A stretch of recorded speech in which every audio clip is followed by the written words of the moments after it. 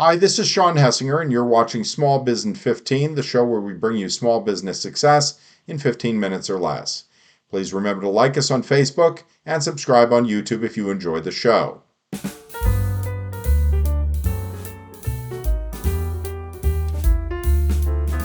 Well, all small business owners know about online reviews. They let you know what your customers like about your products and services and what they don't. But what if you could suppress the negative reviews so that potential customers could only see the positive ones? Well, up next, Mike Blumenthal of Near Media tells us about new federal guidelines and about what you should be doing with those negative reviews. Mike, first explain to us exactly what makes online reviews so critical to small businesses. Well, reputation, which used to be established by a business and the story that a business would tell, is now largely a co-project between you and your customers, where your reputation and ideas about your company are developed largely by your customers online and largely in the review space. Depends on what industry you're in, but if you're a local business, this takes place at Google, at Yelp, at Facebook, perhaps on Apple Maps, perhaps a few other places. But it's what the world sees about your business, and it may or may not be what you think about your business, but it's what the world thinks about it. So it's critically important in that sense. It's also important because it helps your rank at Google, which is not the primary thing, but for me, it's important because it's sort of the first view a consumer gets of your business.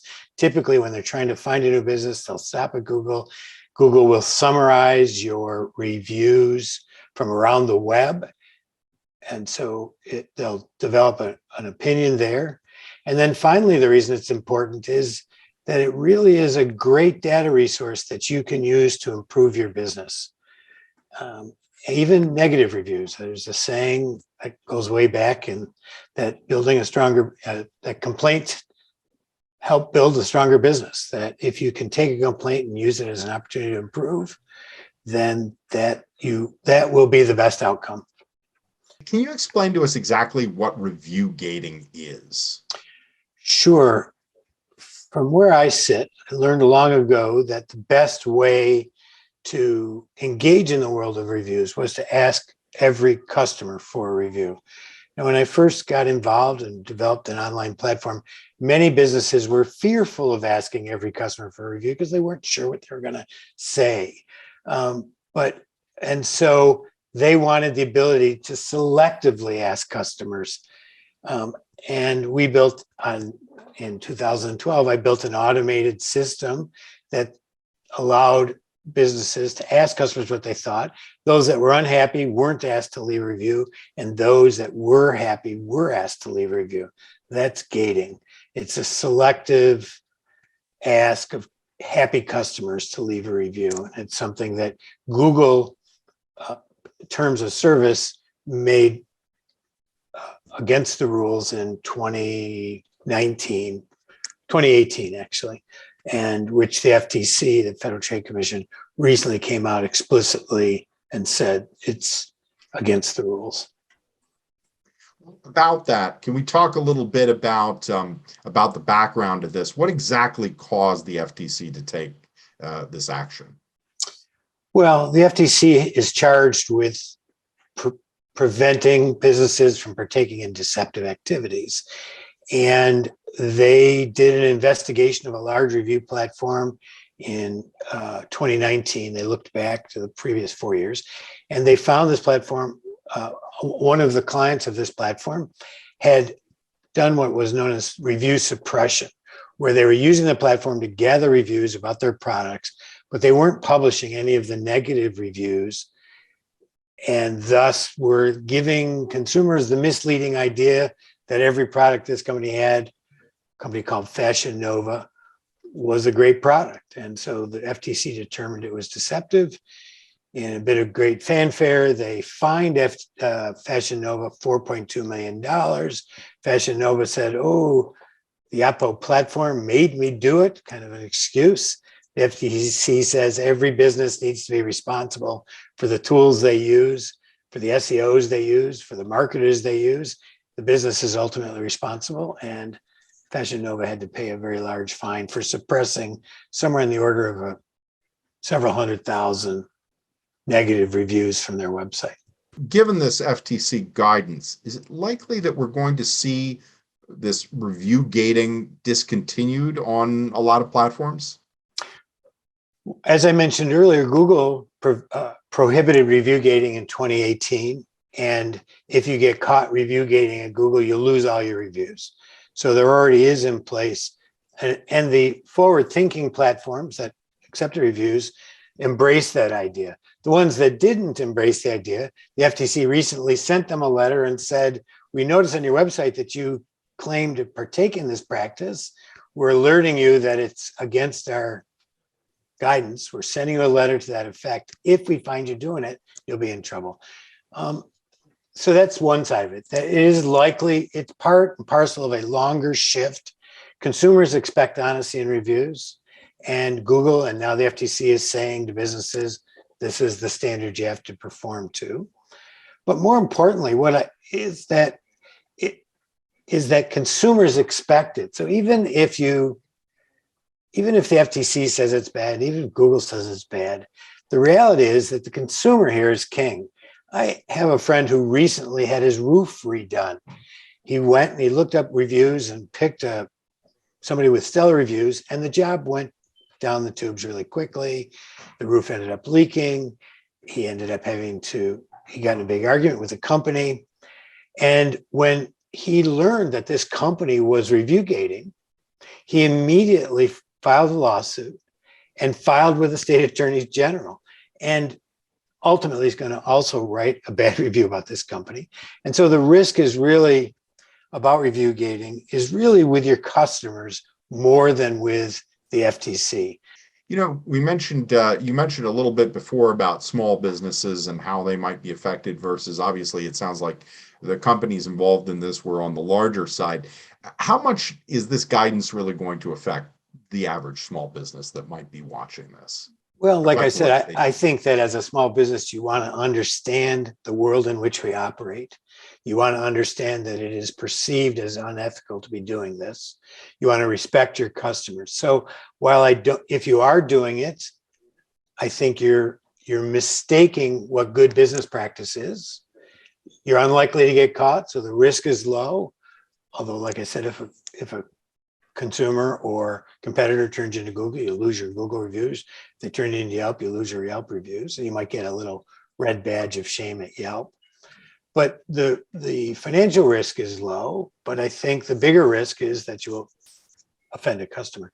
So you're not going to be directly impacted, but I think the business needs to understand the way the winds are blowing, what consumers really want, and they need to be listening to that carefully. And I think the FTC is a trailing indicator of what consumers really want, and they want honesty and transparency. I can see some small business owners being overwhelmed by this and this putting them off on reviews entirely. What do you say to the business who says, you know what, I'm just not going to participate in review sites anymore. I'm just not going to pay any attention to it. This is just overwhelming to think about. Well, I did some research several years ago, and I've continued it, where I looked at the source of new leads for local businesses. Somewhere between 75 to 90% of those, 95% of those new leads came from Google. And the bulk of those new leads never made it to the small business website. They stopped at Google, looked at the information that was on Google, and made a decision right there to either do business with you or not.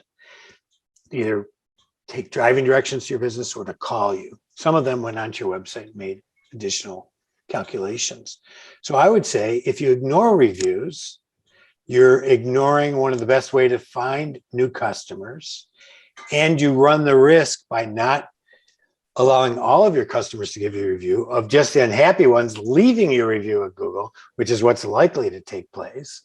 So you have a choice. You can have just the unhappy customers leave your review at Google, or the really happy ones, or you can encourage every customer to leave your review at Google. Now, if you get an automated system, it shouldn't be overwhelming. If you pick a system that's sort of ethical and principled, they will take care of being in rule compliance. so you don't have to worry about it too much. You should double check when you sign up that they are. But beyond that, you put your email addresses in or your SMS numbers in, you set it up and it just runs. So I don't see any reason why a small business shouldn't engage in reviews. I think they're too critically important to your reputation, but I think also there's a lot to be learned from reviews and a lot of information that you can use to improve. And any business that isn't improving is getting worse. And in this competitive world, that's a surefire way to not succeed. Mike, let me ask you about two kind of less talked about aspects of this guidance. One, the idea of buying reviews and whether that's something you should do. I think I kind of know the answer to the question, but go ahead. It's always a temptation when you feel like your reputation is suffering, whether fairly or unfairly, to ask friends and family to review you, or to even go online and try to buy reviews. They're about, you can pick them up for $5 a piece at Google, maybe $30, $35 at Yelp. But it's really a very, very treacherous territory. Obviously, it's against the guide. It's against the terms of service for both Yelp and Google. And if you're caught, those will definitely be removed. Again, at Yelp, you'll receive a little badge that says we've got this business buying reviews. And the FTC has come out clearly that it is inappropriate and will, if caught, will lead to being chastised by the FTC. But I think, again, it's a tremendous violation of your consumer trust. I think it's better, from my point of view, instead of putting yourself in a position to have to buy reviews, is build a business that sucks less. Build a business that really works for your customers so that people are happy and they're willing and ready to give you a review when you ask them. Maybe this is a little bit more of a slippery slope, but how about incentivizing reviews? So incentivizing reviews recently was mentioned in the FTC. It's a somewhat complicated area because the FTC feels that if you incentivize reviews in any way, even if it's just a coupon, it doesn't matter whether it's happy or unhappy, if it's a neutral ask, but if you incentivize it in any way, that review has to be clearly labeled as incentivized, as having received some consideration for the review or testimonial, which is impossible to do on Yelp and Facebook and Google, because if you have your customers say, oh, I received a $5 coupon, which puts it in compliance with the FTC, it's then out of compliance with Yelp or Google. So your review would then be taken down. And so really the best bet is to avoid the practice altogether. And what we find is that if you ask every customer for a review, let's say you have 1,000 customers, you're likely going to get what are called first-party reviews directly to you. Probably 30% of those customers will give you direct feedback, and probably 5% will give you a review at Yelp or Google. But if you just keep asking over time and view reviews as a long-term strategy as opposed to a short-term tactic, as indicated by buying reviews or incentivizing reviews, just something you do as part of your business marketing, then over time, if you're getting 5% of all your customers to leave you a review and you're doing a good job, you're going to have a great reputation. You're going to rank well at Google. People are going to make a decision to buy from you, and you can be proud of what you're doing without having to resort to less than scrupulous tactics to convince a new customer to do business with you. Up next, it's time for our small biz tip in 15 seconds or less. Remember that negative reviews help your business as much as positive ones. They let you know what your customers don't like about your product or service and how you can improve. Thanks again to Mike Blumenthal of Near Media, and remember to like us on Facebook and subscribe on YouTube if you enjoyed the show. And for more small business news and tips, join us at smallbiztrends.com.